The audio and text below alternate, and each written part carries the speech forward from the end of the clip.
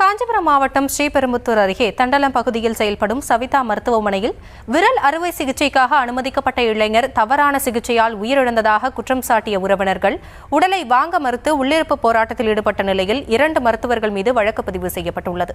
இது தொடர்பான விவரங்களோடு இணைகிறார் நம்முடைய செய்தியாளர் ரீகன். விவரங்களை வழங்கலாம். வணக்கம் அஸ்வினி. சென்னை பெரம்பூர் லோகோ பிரிட்ஜ் பகுதியை சேர்ந்தவர் ராஜு. இவரோட மகன் 20 வயது சாம் அவருடைய கரும் ஜூஸ் கடையில உதவி செய்யறாரு. அப்போ எதிர்பார்க்காத விதமா கரும் ஜூஸ் குழி மிஷின்ல அவரோட விரல் சிக்கி பலத்த காயம் ஏற்படுது. உடனடியாக அவரை ஸ்ரீபெரும்புதூர் அருகே உள்ள தண்டலம் மருத்துவமனையில சிகிச்சைக்காக அனுமதிக்கிறாங்க. அங்க அனுமதிக்கப்பட்ட பிறகு ஒரு விரலை துண்டிக்க மருத்துவருக்கு சொல்றாங்க. காலை வேளையில அறுவை சிகிச்சை செய்யப்படும் என கூறப்பட்ட நிலையில காலதாமதம் ஆகி மாலையில தான் அறுவை சிகிச்சை செய்யறாங்க. ஒரு விரலை மட்டும் துண்டிப்பதாக சொல்லி 2 விரலை துண்டிக்கப்பட்டதாக குற்றச்சாட்டு கூறப்படுகிறது. அறுவை சிகிச்சைக்கு பிறகு சாமோட உடல்நிலை கிட்னி பாதிப்பு ஏற்பட்டு தவறான சிகிச்சையில இன்று காலை 7 மணி அளவுல பரிதாபமாக உயிரிழந்தாரு.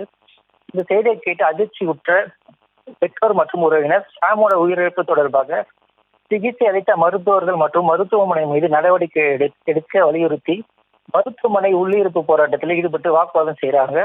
தகவல் அறிந்து சம்பவ இடத்திற்கு வந்த ஸ்ரீபெரும்புதூர் டிஎஸ்பி கீர்த்தி வாசன் தலைமையிலான காவல்துறையினர் பேச்சுவார்த்தை நடத்தி பிரேத பரிசோதனைக்காக சாமியின் உடலை மீட்டு செங்கல்பட்டு அரசு மருத்துவமனைக்கு அனுப்பி வைக்கிறாங்க.